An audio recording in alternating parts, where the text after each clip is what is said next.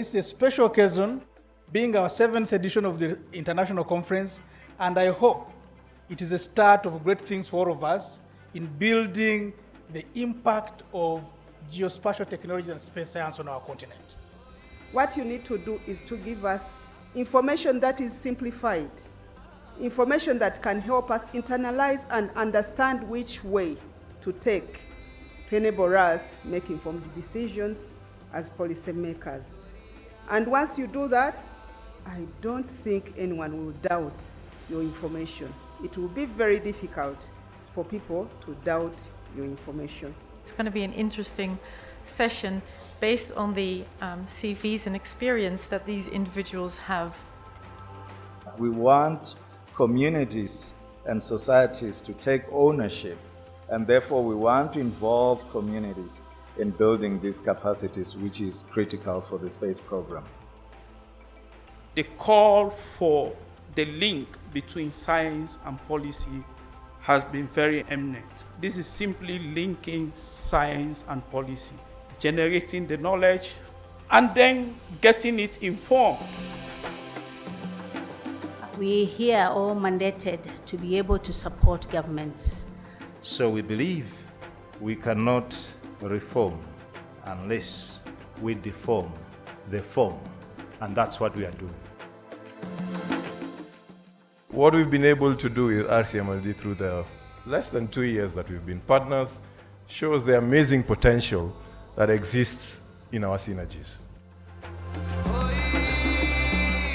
We believe that our future starts with geographic understanding and recognizing our world as an interdependent ecosystem that we as humans can shape with the decisions that we make. I hope that this will provide us a platform to even form new collaborations that we can be able to leverage on and that will be geared towards bridging the gap between science and policy.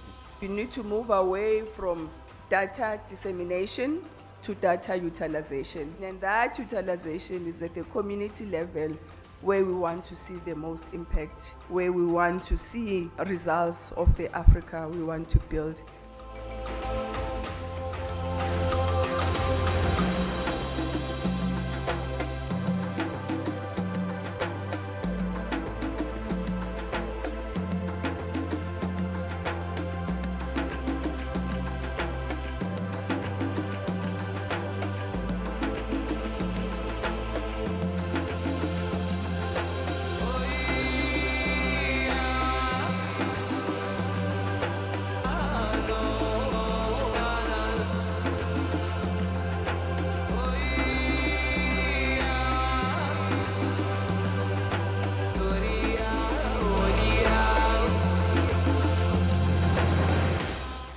This is an incredible opportunity. It's a learning opportunity. You're all coming from many different places. Clearly some very senior executives in the room, many of you well-established professionals and practitioners in geospatial technologies. A key part of engaging a community with this powerful technology is to simplify the experience through apps, make it easier for people to visualize it and work with it, and also training, so you're empowering that community to take advantage of these capabilities themselves. We believe that it's time for a third party to provide a solution to these market issues around data, a market or a solution which is not motivated by profit only and can be trusted by everyone to solve these inefficiencies. We want to leverage the place network power. We want to have local support. We want to scale and work with local companies. We want to create jobs for the young people, be transparent and accountable. We are not for profit, and we want to make data affordable, accessible, and financially sustainable. They are networking, science, research, academia, civil society, policymakers. We are actually now engaged in collaborating with with the RCMRD on a number of projects, which we're very proud of across Africa on this issue. So we look forward to working with them further. In as much as we have data that is global, countries also require national data to be able to make decisions around local issues that are affecting the countries. So we have been working with the Kenya Space Agency and South Africa, particularly the SAGO, that is South Africa Group on Earth Observation, to create a guidance document that can guide countries on when they want to create a coordination mechanism, how do they go about it. And I know for the conversation around spatial data infrastructure has been there for decades in this country, for instance. We're always consistently talking about it. So what we want to do is to create a value proposition where countries get to understand why do they need to make an investment in having a data sharing mechanism. This broadening of the sources of data is a welcome thing, because remote sensed data is cheaper. It is sometimes it is even more reliable, because it doesn't suffer from some of the defects that other data has. So a conference like this really that is talking about data issues sharing and Earth observation as an alternative is a very good one, because it is a solution, one of the solutions to the problems that our countries have.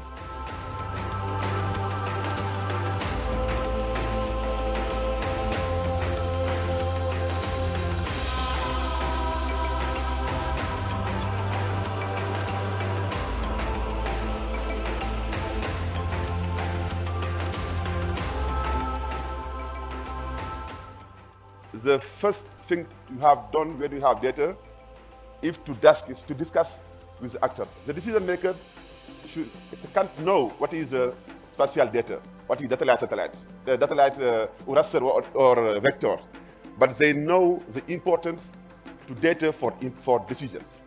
And we give them the importance and the data, the real data, that can make us to take the best decisions. As I mentioned before, OGC standards very important in Earth observation.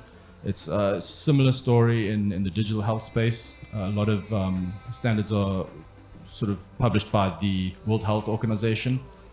And this, again, it helps with interoperability, making sure that different systems can work with each other. They can share data, because this is really how value is created as well. In research, we look for the data and we develop methods that enable us to get the data that we want. Our understanding or use of data integration is more or less in troubleshooting problems and trying to see how we can mash together different data sets to solve a problem. Data is there. But data is useless if it is not converted into information, turned into information. And then once you have the information, what do you do with it? You convert the information into matter, into materials, into tangible things we can have. So my challenge to us, can we convert data to information and then information to matter? So some of the benefits that we find include a reduction in duplication of effort. We all know that collecting data is very expensive, it's time consuming. And the other benefit is that when you're sharing or when you're using data that's already available, you increase compatibility and interoperability of that data across different domains. The other thought or action that can help data integration for decision making is having an establishment of data governance framework for sharing and access agreement to bring data together, like having tools, similar tools when collecting similar data, so that this data can be compatible. So harmonization of data collection tools. Sometimes everyone wants to keep their data, but if it is invested as a public good, it will be more available, more accessible, then it becomes very usable, because if you need to make decision on whatever area, you'll have access to a lot of data which can be integrated and fused to help in making decisions. Our interest in this conference is that it deals with a topic that is very pertinent to us, because obviously as you do planning and management of water, data and information are very, very crucial. The reliability and the accuracy of the information determines how useful the analysis will be and improves the evidence base of those decisions that are made. So when countries come together to to have these conversations about how to utilize the resources, the basis in terms of the data on the water resources, on climate, the use and other factors becomes very, very crucial. We think that this conference goes a long way in terms of ensuring the sustainable utilization of our resources, and also in terms of supporting our responses to emerging challenges like climate change. I have to say I've been very impressed with all the attendees here. There's been a very young crowd. I've had a lot of very interesting, engaging conversations. What we have here in Africa, we have a very large young population. What you've seen, I think, this week from a lot of the partners here, there's a lot of data available, a lot of tools available, there's a lot of help available, and it's up to you guys. I challenge you guys to take those resources, take that data, and build on top of it. You are the right candidate to identify some problems in your communities and propose solutions, even a policy change, because of what you've learned here. Going forward, there is need to shift the conversation from data access to data utilization. The RIC event is quite important for the user community that we have. This gives us an opportunity to learn from each other, to share experiences, to learn what's new in terms of the evolving technology and so on. So it's always been a great opportunity for us as ESRI to come here for every year that RIC has been taking place and coming and connecting with all the users. RIC is very important for us as an industry because this is the opportunity we get to share the work and outputs, products, solutions that we've been working on a lot more, especially with the community within the geospatial industry and also the ones outside of the geospatial industry. It really enables us to, impact the next generation of geospatial scientists, and that is something that we as a company are very committed towards doing and empowering and ensuring that the solutions and services we provide are able to transform the communities in Africa. For us, what we pick from here is network and the collaborations we are looking forward to explore. And we believe these can translate into business, but also other initiatives and efforts for the development of the geospatial industry as a whole. Yeah, I think the main reason why this event is important is that it brings a community of people who are using space technology to address the emerging needs that our countries are facing. We live in a world where it is very difficult to predict the future, but using the space technology, we are able to identify how are the rainfall patterns going to be, how are the temperatures going to change, when are crop yields going to be done, when should farmers be alerted when there is an issue, when are droughts going to appear, when are floods going to appear. So this technology allows us to understand our Earth, and it will be able to be used by different partners, different stakeholders in government, in the civil society, in the education sector, to come up with policies and various ways in which they can address these changing needs. RIC for me personally has been a great event. One, because we've been able to articulate what we're doing as AfriGeo, but the other thing is it also brought in partners that we've been able to engage them and advance some of the conversations that would normally take a very long process. The partners that we work with, they have come with their experiences. Always we have been talking about data, and we have a lot of platforms that collect data. But how is this data accessible to the policymakers?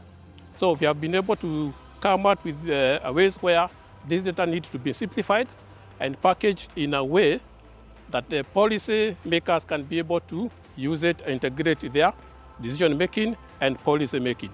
We also seen that it is very important to include also the academia, because they are also the people who carry the knowledge forward for sustainability.